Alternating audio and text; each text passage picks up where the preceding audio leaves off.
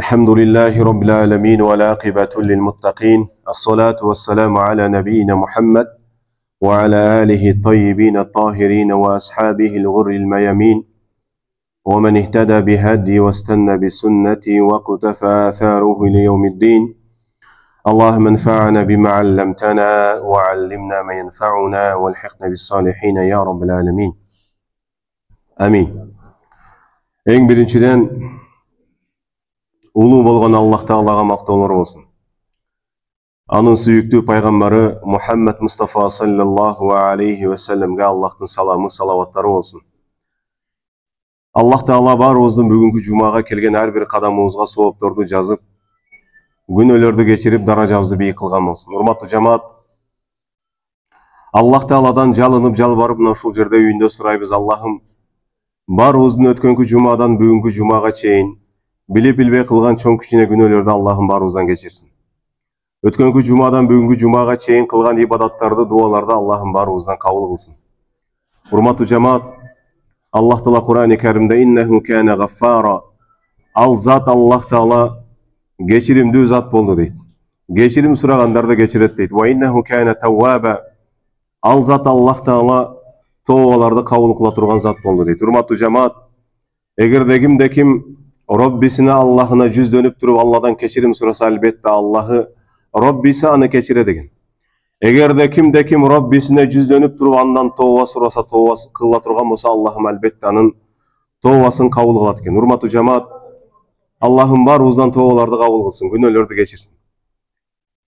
Мынакей бүгүн жума күн, Саййидул Айям, күндөрдүн эң улуусу деген пайгамбар алейхиссалату вассалам. Хаджул масакин деген. Мына ушул күнү пайгамбар алейхиссалату вассалам мага салаватты көбөйткүлө деген. Бүгүн урматтуу жамаат, пайгамбар алейхиссалату вассаламга салаватты көбүрөөк айта турган күн. Бүгүн урматтуу жамаат, пайгамбар саллаллаху алейхи вассаламга салават айтып, ал кишини эстеп, кийин мына ушул күнү дуаларды кыла турган күн болот. Себеби пайгамбар алейхиссалату вассалам айтат, жума күнүнө бир убакыт бар, эгерде дуа кылынса, дуасы кабыл болот дейт. Аллахым баарыбызга ушул убакытты насип кылсын, дуаларыбызды кабыл кылсын. Аллах Таала Кур'ан-ы Каримде өзүнүн ыйык китебинде وَمِنْهُمْ مَنْ عَاهَدَ اللَّهَ لَئِنْ آتَانَا مِنْ فَضْلِهِ لَنَصَدَّقَنَّ وَلَنَكُونَنَّ مِنَ الصَّالِحِينَ فَلَمَّا آتَاهُمْ مِنْ فَضْلِهِ بَخِلُوا بِهِ وَتَوَلَّوْا وَهُمْ مُعْرِضُونَ فَعَاقَبَهُمْ نِفَاقًا فِي قُلُوبِهِمْ إِلَى يَوْمِ يَلْقَوْنَهُ بِمَا أَخْلَفُوا اللَّهَ. Allah Taala Kur'an-ı Kerim'de وَمِنْهُمْ مَنْ عَاهَدَ اللَّهَ, alardın içinde Allah'a uada bergenleri var deydi. Al pendelerдің içinde, Allah'ın kullarının içinde Allah Taala'ga uada bergenleri var deydi. Kanday uada beret? لَئِنْ آتَانَا مِنْ فَضْلِهِ, egerde Allah Taala maga özünün faziletinden bere turgan bolsa deydi. Bir adam Allah'a uada beredi eken, ey Allah'ım, egerde sen maga bere turgan bolsan, rızkı bere turgan bolsan, baylık bere turgan bolsan, faziletin menen maga jakşılık bersen, baylık bersen, lenasaddakanna, sen bergen baylıktan men sadaka berem, zekat berem dep söz beret deydi. وَلَنَكُونَنَّ مِنَ الصَّالِحِينَ, sadakalardı, nafakalardı berem, kiyin men salih adamlardan bolam deydi. فَلَمَّا آتَاهُمْ مِنْ فَضْلِ, kaçan Allah Taala'ları suraganday kılıp fazileti menen alarga baylık bergen kezde bakhilu bihi, alar Allah'a bergen uadasın sözünü unutatdağı bakhilu bihi sarang bolot deydi. Sarang bolot. Ve tavallav ve hum muridun, Allah'tan baylıkta algandan keyin surap, Allah suragan nersesini alarga bergenden keyin Allah'a berişten baş tartat deydi. Hurmatlı cemaat, şunday adamlar var eken, egerde uurup kala turgan bolsa, şıpaсын tapпай kalsa, aylası ketken kezde Allah Taala'ga, ey Allah'ım, egerde maga şıpa bere turgan bolsan, peşenemdi sajdadan götürübeymin. Ya Allah'ım, egerde balama şıpa bere turgan bolsan, meçitten butumdu kadamımdı albaymın. Ya Allah'ım, egerde maga palançama şıpa bersen, men sadakalardı berem, men palan tükün kılam dep Allah'a söz beretti. Bирок качан Аллах Таалалардын дуасын кабыл кылып, Алар сураган нерсени аларга бергенден кийин Аллага берген уадаларын унутат дейт. Шундай адамдарды көргөнбүз, урматтуу жамаат. Ооруп калган кезде такай мечитке каттап дуа кылып Алладан шифа сурагандарды көргөнбүз. Качан аларга шифа берген кезде мечитти унуткандарды көргөнбүз. Аллах Таала мына ушул адамдарды айтып атат. Алар дейт, курсагы ачка калса, же жокчулук аларды кыйнаган кезде Аллага: Аллахым, эгерде мага байлык бере турган болсоң бар го, мен жамандагы садакаларды кылып таштаймын, зекеттерди берип салам, мен жетим жесирлерди багып салам, мага бере турган болсоң деп Аллага ода берет экен да. Качан Аллах Таала мен аларга берген кезде байлыкка кызыгат, байлыгын мен берген нерсени кызганат дагы, мага берген сөздөрүн унутуп коет алар дейт. Эсинен чыгарып коет алар дейт. Кийин мен алардын жүрөгүнө мунафык, эки жүздүү деген печатты басып коёмун дейт. Наузу билла. Урматтуу жамаат. Мына ушул аятты муфассирлер, уламалар айтат, бул аят түшүү себеби эмне болгон? Эмне үчүн Аллах Таала бул аятты түшүрдү десе, буга бир окуя болгон дейт. Уламалардан, муфассирлерден Ибн Касир рахматуллахи алейхи, Ибн Аббас радияллаху таала анху, Хасанул Басри рахматуллахи алейхилер бул аяттын түшүш себеби Салаба деген адам болгон дейт. Пайгамбар саллаллаху алейхи ва салламдын учурунда Салаба деген адам болгон. Бул адам менен бир окуя болгон дейт. Бул окуянын аркасынан Аллах Таала мына ушул аятты түшүргөн. Алар мага сөз берет, Аллах берсе мен палан кылам, түкүн кылам деп сөз берет. Мен аларга бергенден кийин сураган нерсесин, мага берген сөзүн эстен чыгарат. Алардын жүрөгүнө мен мунафыктын, эки жүздүүлүктүн мөөрүн басып коем деген аят түшүш себеп Салаба деген адам болгон дейт. Салаба Пайгамбар саллаллаху алейхи ва салламдын учурунда мусулман адамдардын, сахабалардын катарында бир адам болот. Салаба ибн Хатаб деп коет. Бул киши өтө кедей болот экен, колунда жок болот экен. Күндөрдүн биринде жокчулуктан кыйналат экен дагы, Пайгамбар саллаллаху алейхи ва салламга келет экен дагы: "Я Расулаллах" дейт экен. "Бул жокчулук мени кыйнап койду" дейт экен. "Кедейлик мени кыйнап койду, я Расулаллах. Туулгандан баштап төрөлгөндөн бери мен кедей адаммын, колумда жок. Бирде бар, бирде жок" дейт. Ачкалык, жокчулук чындыгында мени кыйнап койду, я Расулаллах дейт. "Мага бир дуа кылчы мага" дейт. "Аллахым мага бир байлык берсинчи" дейт. Неге? Пайгамбар алейхиссалату вассаламдын дуасы кабыл экендигин билет да Салаба. "Я Расулаллах, мага бир дуа кылсаң, мен дагы бай болсом, Аллахым мага байлык берсе" дейт. "Эгерде Аллах мага байлык бере турган болсо, мен дагы зекеттерди берет элем. Эгерде Аллах Таала мага байлык бере турган болсо, палан түкүн байлар берип аткан садаканы мен дагы берет элем. Я Расулаллах, мага бир дуа кыл" дейт. Деген кезде Пайгамбар саллаллаху алейхи ва саллам Салабага: "Эй Салаба" дейт, "Байлыкты эмне кыласың" дейт экен Пайгамбар алейхиссалату вассалам. "Эй Салаба, мага окшоп жүрбөйсүңбү" дейт экен да Пайгамбар алейхиссалату вассалам. Пайгамбар алейхиссалату вассалам бай болбогон, туугандар. Пайгамбар, биздин пайгамбар Мухаммад саллаллаху алейхи ва саллам өмүр бою курсагы тойбогон. Биздикиндей болду, бир жолу курсагы тоюп тамак жебеген Пайгамбар алейхиссалату вассалам. Уламалар айтат, Пайгамбар алейхиссалам тамак жесе эрте менен анан кечинде жеген дейт. Жеген кезде 3 бармак менен 10 жолуга чейин алып жеген дейт. Ашыкча жеген эмес экен Пайгамбар алейхиссалату вассалам. Биз туугандар өмүр бою курсагы тойбогон пайгамбардын үммөтүбүз, бирок бүгүн биздеги ыс кылып аткан ысыра башка жерде жок. Туугандар, бүгүн биз дайым айтабыз да, кыргыз мынчалык байыбаган. Кудай Таала бүгүн бизге берип койду. Туугандар, тойлорду кенен кылып атабыз, эксандарды кенен кылып атабыз. Барчылык заманда жашап атабыз. Бул Кудайдын неаматы, Кудайдын берекеси. Салаба: "Я Расулаллах, мага бир дуа кыл. Мен дагы бай, мен дагы бир адамдарга окшоп жашайын" деген. Дегенде Пайгамбар алейхиссалату вассалам: "Эй Салаба" дейт, "Мага окшоп жүргөн жакшы эмеспи" дейт. "Курсагың тойбой калган кезде, ачка калган кезде сабыр кыласың" дейт. "Курсагың тойгон кезде шүгүр кыласың. Эй Салаба, мага окшоп жүрбөйсүңбү" дейт. "Байлыкты эмне кыласың" дейт экен. Салаба келе деген, туугандар. Арадан 2-3 күн өткөндөн кийин дагы кыйнала деген. Пайгамбар алейхиссалату вассаламга келет дагы: "Я Расулаллах, жокчулук мени дагы кыйнап койду. Мен кыйналып калдым, ачка калдым, я Расулаллах, мага бир дуа кылсаң, мен дагы байысам. Эгерде байып кете турган болсом, мен деле зекет берем, мен садака берем, жетим жесирлерди караймын" дейт. Дегенде Пайгамбар алейхиссалату вассалам: "Эй Салаба, байлыкты эмне кыласың? Мага окшоп жүрбөйсүңбү" дейт экен дагы.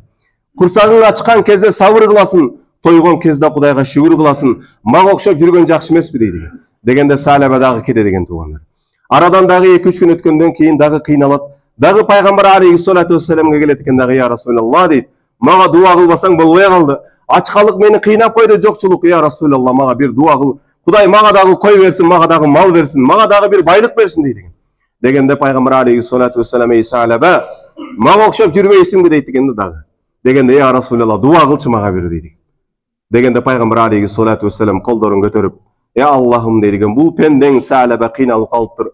Өзің бұға берекеңден бер дейді. Өзің бұға пазилетің менен берекеңден, байлығыңдан бер деп дуа қылады екен. Пайғамбар алейхиссалату вассаламның дуасы туғандар мақбул, қаулы болады дайым. Айтады, салаба пайғамбар алейхиссаламдан бұл дуаны алғандан кейін дейді, Аллах маға береке берді дейді. Үйіндегі бір қойы тез арада 2 болды дейді. 2 қойы 4 болды, 4 қой 10 қой болды, 10 қой 100 қой болды бір паста дейді. Қоросы қойға толды дейді. Аға чейін салаба жоқшылық учурда дайым 5 уақыт намазда мешітте 5 уақыт намазды пайғамбар алейхиссалату вассаламның арқасында оқып жүрген адамдардың бірі болған. Бирок қой көбейгөндөн кейін, байлық көбейгөндөн кейін баяғы 5 уақыт намаз 3 уақыт түшүп қалды дейді. 3 уақыт мешітке келе тұрған болды. Улам пайғамбар алейхиссалату вассалам салабағана салаба деп қойды екен. Я Расулалла, салаба байып кетті, қойы көбейіп кетті. Иш менен, жұмыш менен әлек болып қалды, намазға уақытысы болбай атат мешітке дейді. Арадан дағы уақыт өтті деген, қойы дағы көбейеді деген, қоростол деген кейін 3 уақыт намаз 2 уақыт 1 уақыт түшіп қалады деген туғандар. Ерте менен бағымдатқа бір келеді деген. Улам пайғамбар алейхиссалату вассалам салаба қана дейді деген. Салаба я Расулалла, қойы көбейіп кетті, берекелі болып шаардан қойы батпастан чекеге адырға тоға шығып кетті дейді. Намазға келе албай қалды. Арадан дағы уақыт өткеннен кейін жұма намазға келіп қалады екен. 5 уақыт намазға келбейді мешітке. Жұмада бір жолы пайғамбардың заманында тұрып пайғамбарды жұмасына бір жолы көре тұрған болып қалады екен. Себеп не? Байлық туғандар. Жалдырап сұрап алған байлық баяғы қой. Қойды бағады екен. Қой батпастан шаардан шығып жайлауға шығып келеді екен. Жұмадағы жоқ болады екен туғандар. Жұмаға келіп жүрген салаба жоқ. Улам пайғамбар алейхиссалату вассалам намаздан кейін сахабаларды қарап, салаба қана салаба көрінбей қалды, қана салаба дейді екен. Дегенде я Расулалла, салабаның қойы көбейіп кетті, қоросы қойға толып кетті да, шарға батпай қалды, тоға жайлауға шығып кетті, келе албай жатады, еш жұмыс көп дейді екен адамдар. Арадан уақыт өткенден кейін Аллах Таала пайғамбар саллаллаху алейхи вассаламға зекетті фарз қылады екен. Туғандар, біз білеміз, пайғамбар алейхиссалату вассалам айтты, ислам 5 нәрсенің үстіне құрылды деді. 5-нің бірісі бұл зекет. Өлчемі байлығы нисапқа өлчемге жеткен адамдың зекет беріші фарз болады. Қойы 40-тан ашқан адам, 40-қа барған адам бір қой беріші фарз болады. 250 мыңға ақшасы жеткен адам зекет беріші фарз болады туғандар. Малы 30-ға жеткен адамдың зекет беріші фарз болады. Мына ушул замандарда бұл аятты түшіреді деген Аллах Таала. Ей Мухаммад алейхиссалам, «Хуз мин амвалихим садақа tutahhiruhum ve tuzakihim biha» деген аят түшіреді. Ей Мухаммад алейхиссалам, «Хуз мин амвалихим садақа» мұсылмандың байларынан байлығының зекеттерін алғының деген аят түшіреді деген туғандар.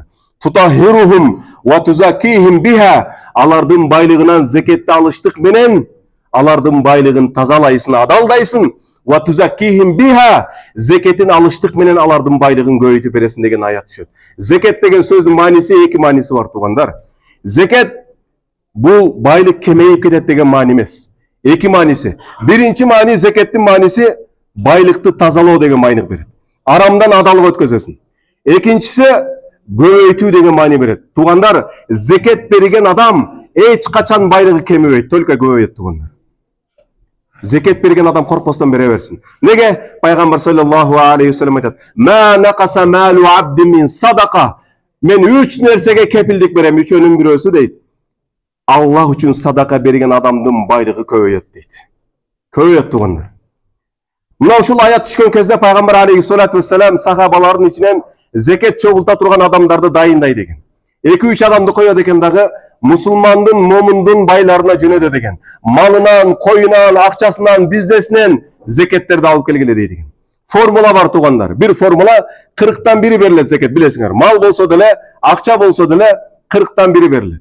Формуланы береді, мына шундай зекетті аласыңар деп 2 адамды жөнеді деген дағы.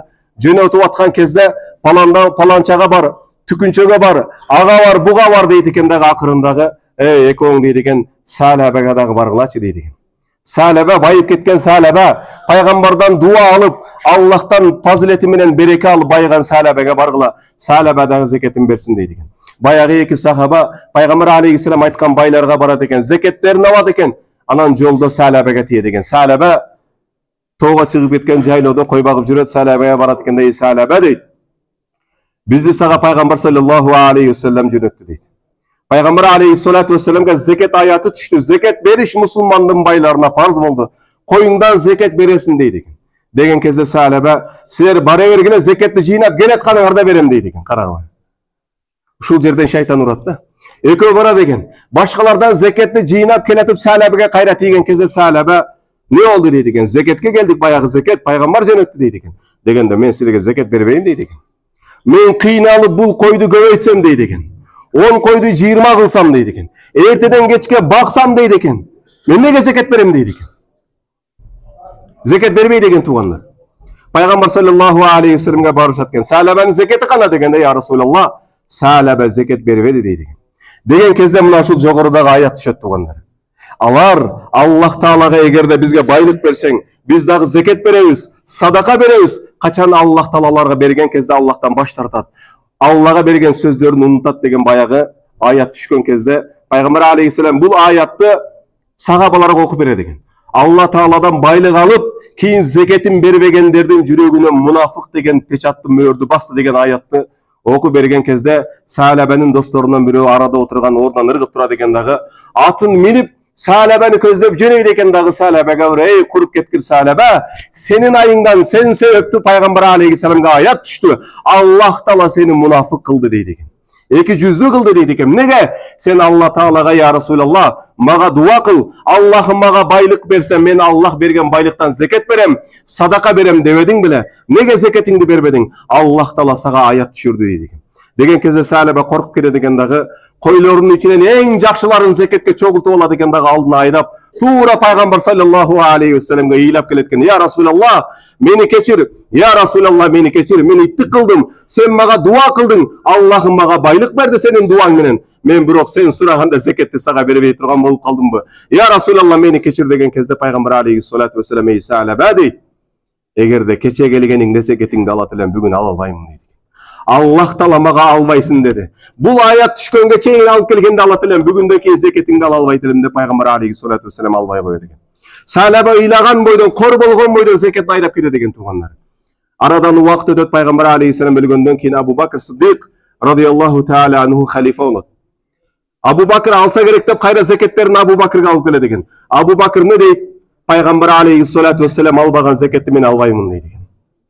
Абу Бакр өлөт экен. Омар радияллаху таала анху келет экен. Халифа болот экен. Омардын доорунда дагы зекети көбөйөт экен. Бир коро койду Омарга алып келет экен. Эй Омар, менин зекетимди алып койчу дейт экен. Дегенде Омар радияллаху таала анху, эй сахаба, пайгамбар алейхиссалам анын эң жакшы досу Абу Бакр албаган зекетти мен албаймын дейт. Ыйлап кайра сахаба кетет экен. Тугандар, Аллах Таала Кур'ани Керимде Масас сүрөсүндө Абу Лахаб жөнүндө не деди? Ма агна анху малуху ва ма касаб. Абу Лахабтын эки колу куруду. Абу Лахаб кор болсун. Абу Лахабты анын байлыгы, анын кесиби, анын мансабы Аллахтын азабынан, дозогунан куткара албады дейт. Урматтуу жамаат, эртең кыяматка барган кезде сахабага окшогондор Аллахтан жалдыра байлыкты алгандан кийин Аллах үчүн 40тан бирин бере албагандар бар го. Байлыктын Маккем астында басып отургандар бар го, бир самчы карбастан. Кыяматка барган кезде ма агна анни малия, бүгүн мага мал дүйнөм жардам бербеди, кызганган байлыгым мага жардам бербеди, дозоктон мени куткарбады дейт экен. Урматтуу жамаат, мынакей бул окуяны неге айтып атабыз биз? Урматтуу жамаат, мына кече ушул Кара Көл шаарында мынакей бизде Мүрөк деген фонд бар экен. Мүрөк деген фонд элден алып элге берет экен. Мен жаңы келип, жаңы таныштым, балдары да аябай жакшы балдар экен. Мынакей Мерис таксыр отурат, Алла разы болсун. Интернеттен көрдүм, 500 миң бирөөдөн зекет алып, адамдардан, байлардан алып, 500 миңди 5 адамга 100 миңден бөлүп бериптир да. Мен мисалы ушул күнгө келип, şu 500 миң зекет берилиптир, 500 миң зекет алып кетейлерге берилиптир деген сөздү угуп элекмин да. Ушул силерде, ушул жерде Кара Көл шаарында болуп атат да. Бул тугандар эң чоң иштердин бири. Алла Таала ошол зекетин бергендерге эселеп берсин. Урматтуу жамаат, зекет бериш барго оңой эле. Зекет бериш оңой эле, урматтуу жамаат. 40тан бирин бересиз. 40тан бирин. Оңой эле формула. Мисал катарында айтып берейин. Эгерде сизде 1 миллион сом боло турган болсо, 1 миллион сом зекетин беришиңиз керек. Кантип бересиз? 1 миллион сомдун зекети канча болот тугандар? Эч канча болбойт. 1 миллионду 10го бөлөбүз, канчадан тиет? 100 миңден тиет. Миллионду 10-га бөлсөң 100 миңден тиет. 10-га бөлгөндө 100 миң, 10-та 100 миң болот деген сөз да бул. Туурабы? Эми бөлүштүрөбүз, карагыла. 10-та 100 миң турат, миллион. 100 миң сиздики, алып аласыз. 200 миң дагы сиздики, алып аласыз. 300 миң дагы сиздики. 400 миң дагы сиздики. 5 дагы сиздики. 600 миң, 7, 8 да сизге беребиз, туугандар. Капы болуп калбаң, 9 да сизге беребиз. Миллиондон 900 миң сиздики. Канча калды? 100 миң калды. 100 миңди 4-кө бөлөбүз. Канчадан тиет? 25-тен тиет. 100 миңди 4-кө бөлсөң 25. 4-та 25 миң сом калды, карагыла. 1,25 миң дагы сиздики.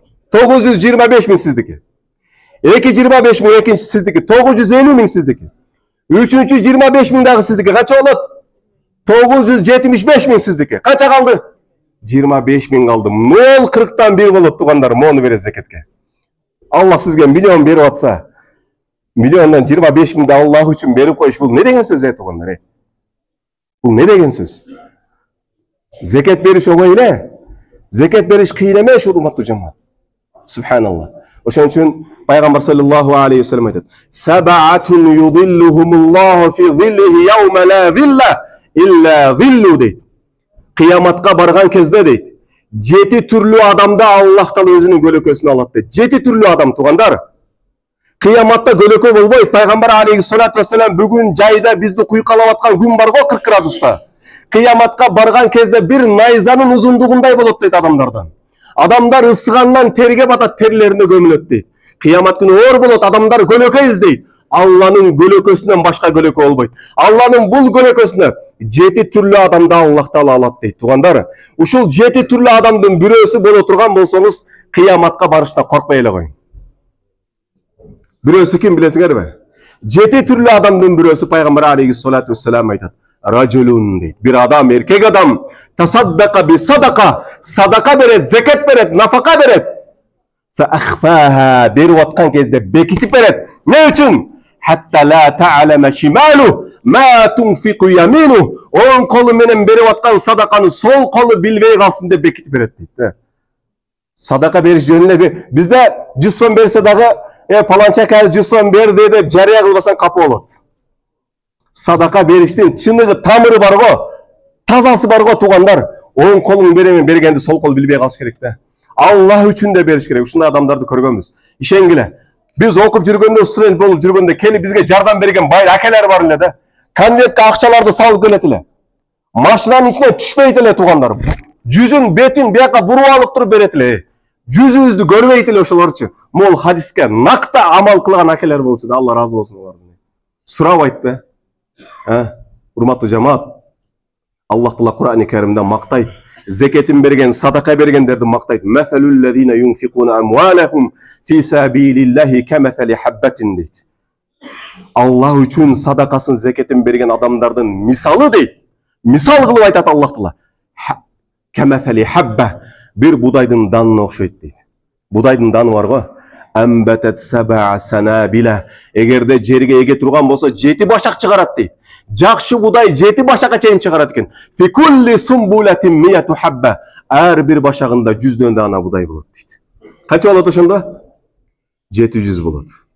Ким Аллах үчүн 1 сом берсе, мен 700 кылып көбөйтүп берем деп атат. Урматтуу жамаат. Башка бир аятта айтат Аллах Таала. Аллах үчүн садакасын, нафакасын бергендер бар го. Thumma la yutbi'una ma anfaqu mannan wala adha. Берген нерсесин милдет кылбагандар бар го. Мен паланчага садака бергем, закет бергем, мен бергенден кийин ол болуп кетти, адам болуп кетти да мактанбайт аларчы. Бергенин берген жерде унута турган адамдар жөнүндө айтат. Lahum ajruhum 'inda rabbihim. Алардын алла турган белеги Роббилеринин алдында кыяматта Аллах өзү берет дейт. Wala khawfun 'alayhim wala hum yahzanun. Алар капы болбосун, коркпосун, Аллахтан алла келе берсин, өлө берсин деген сөз да. Урматтуу жамаат, ошон үчүн келгиле. Эгер закетин берелектер болсо бүгүндөн баштап берсин. Садака берет элем дегендер болсо бүгүндөн баштап бергиле. Пайгамбар алейхиссалату вассалам айтат, кыяматка барган кезде дейт, кээ бир адамдардын үстүндө көлөкө болот дейт. Башка адамдар көрүп кызыгат экен да, бул кандай көлөкө, бул адам кандай адам дегенде адамдар айтат экен, бул адам тигил дүйнөдө көп закеттерди берген адам, садакаларды берген адам, берген садакалары бүгүн кыяматта башында көлөкө деп айтат дейт Пайгамбар алейхиссалату вассалам. Урматтуу жамаат, келгиле бирибизге беришем болойлу. Allah bергende, Allah'tın jolunda, Allah'tın pendelerine berişten ayanbaylı urmatlı jamaat. Mına keche bizdin Cuma meçitte dagı Oroza fitr berildi. Allah razı olsun. Oroza fitrde mınake koldan gelişince şu Karakör şahrındagı kolunda jok übüllerge bölüp berdik.